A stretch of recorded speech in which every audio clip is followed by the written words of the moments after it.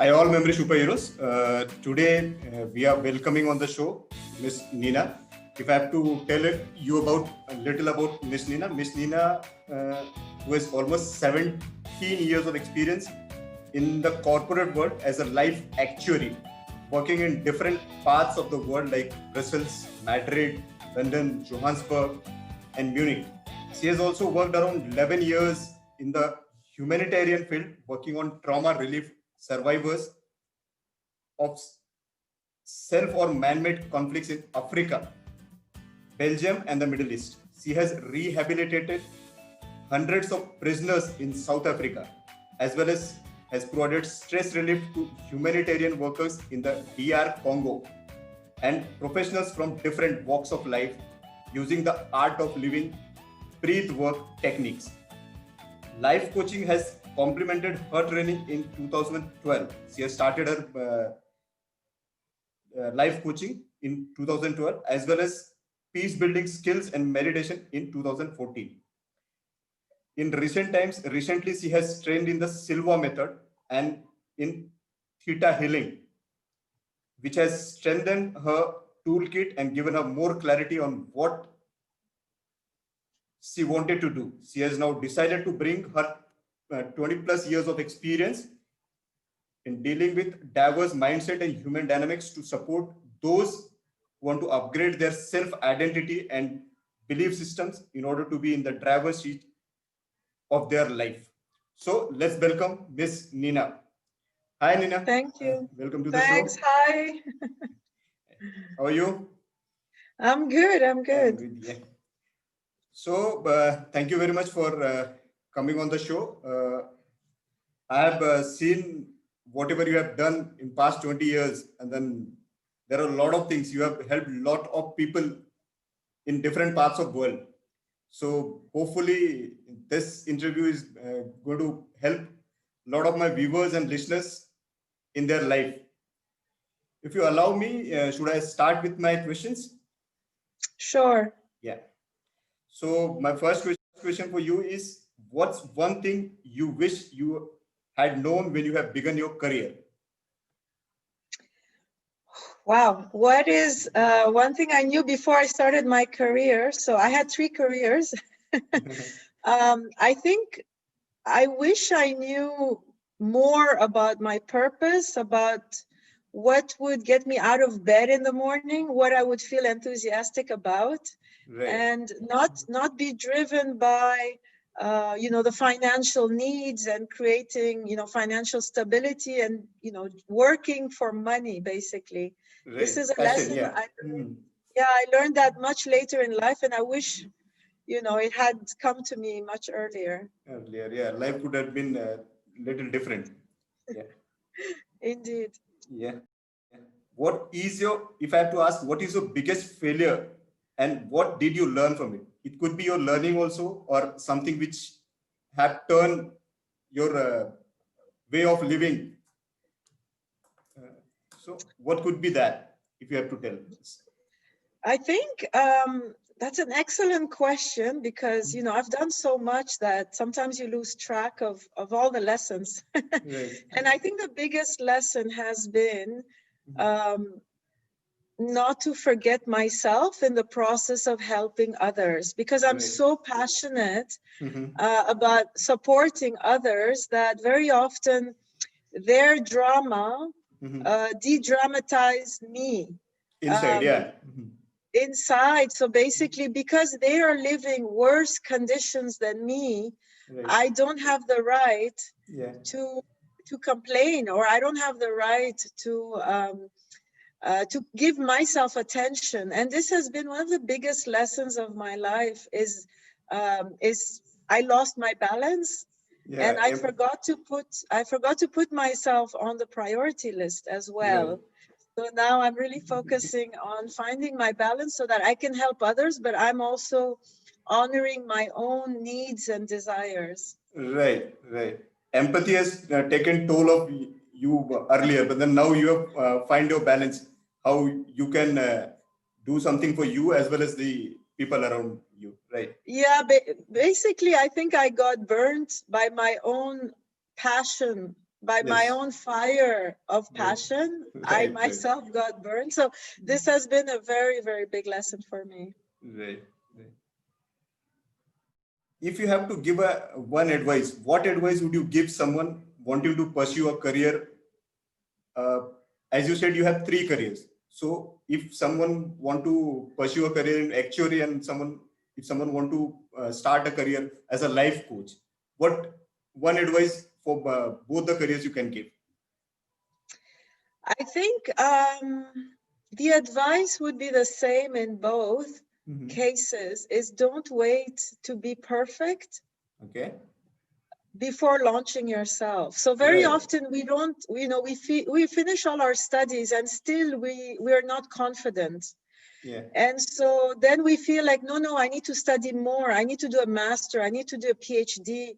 I need to master more skills and, really get a big toolkit before I go out in the market. And my biggest advice is no, just get your certificate, go out there and get better while you're in your job. Yes. Just like it's a journey. It's a journey. It's not an end. Yeah. It's a journey, and that confidence is not going to come by accumulating more courses. It's going to come by going out there in the real life and facing real life situations. Right. Very true. Yeah. Agreed. If I have to ask, what are the best resources that have helped you along your way? Means you have been working from quite a long time, 20 years. So you would have been come across a lot of resources. So what are those resources? If you can tell some. So these are the resources which have helped you a lot. It's a tough question because you have the technical resources, which is, your studies and everything you need to learn, your skills. Right. But I think what has really helped me on the side is, it's a book I read maybe 17 years ago by Eckhart Tolle. It's The Power of Now. Power of Now, yeah. And that kind of opened up my spiritual journey into introspection and into realizing what is the source inside me that can help me. I read another book that was fantastic. It was called The Celestine Prophecy by James Redfield, which also took me into this other dimension of our power, our unseen powers. And then, of course, with the Art of Living, I really dove deep into the Vedas, the Vedic scriptures, and understanding the whole, yogic philosophy with Patanjali's Yoga Sutras. Right. And for me, that has been so much more inspiring than all the technical skills I learned. Okay. Great to know that means you have learned a lot in your 20 years of time, but then you have got more information from the books and from, as you said, Sri Ravi Shankarji or the Patanjali. Yeah, means you have got everything on the journey and not the before the journey, right?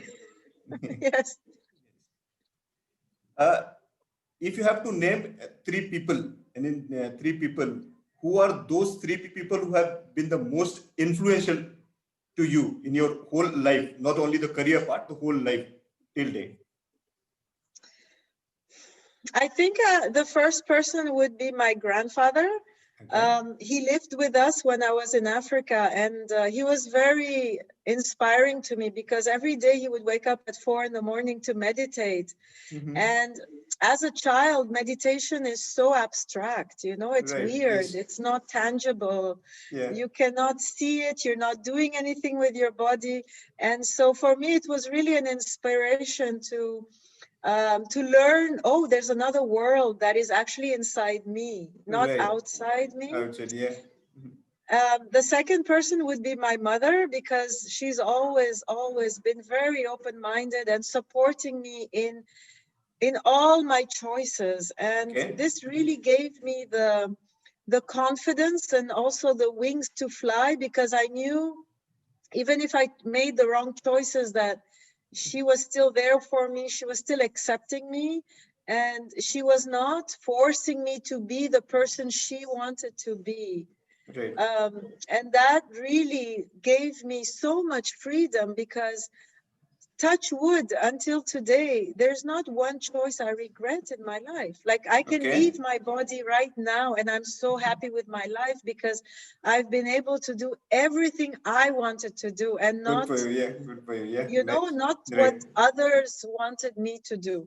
Yes, So you have achieved a lot, and then now you're satisfied that whatever I have wanted to do, I have did it. Yeah, right.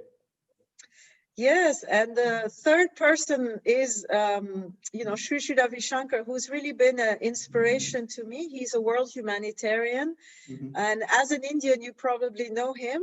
Yes, we know him quite quite a lot, and then he's a person who brings a best out of you without even knowing. Means you have to just follow him, his techniques, his methods, and then you'll have no worries in your life. Yeah.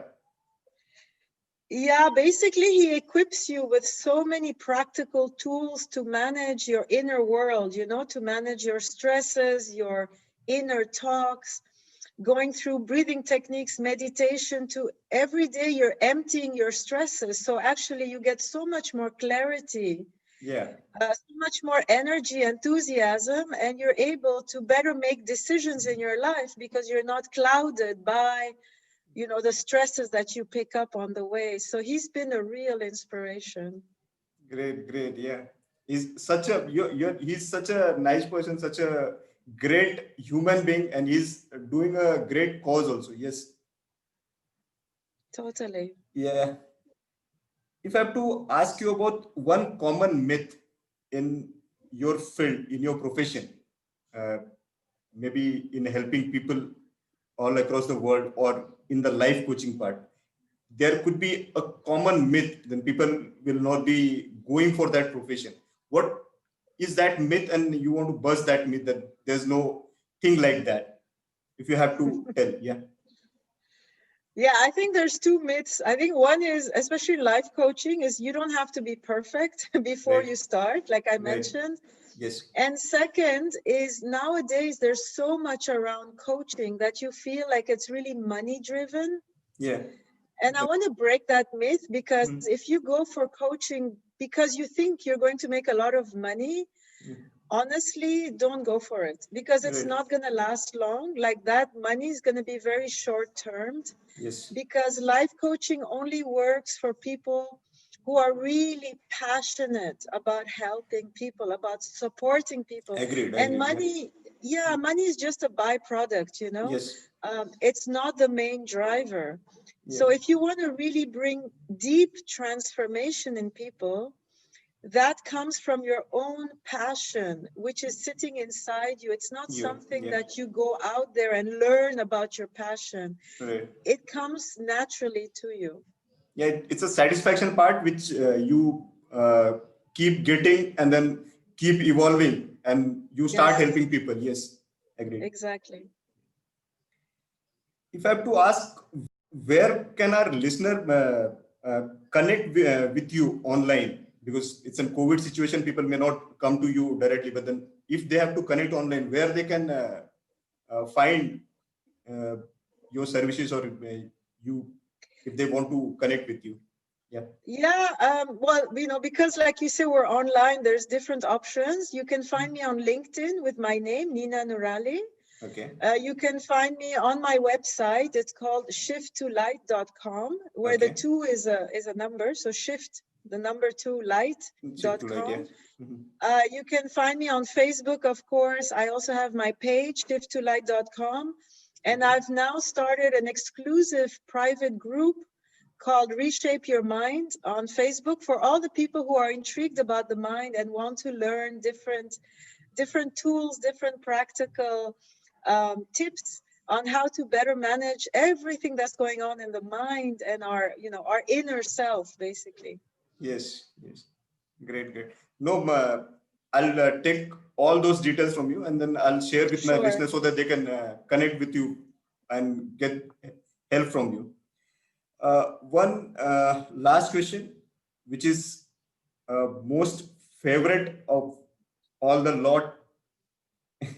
What can change in your life, means how will be your life when there's no limiting beliefs? If there's no limiting belief in your life, how is going to be your life?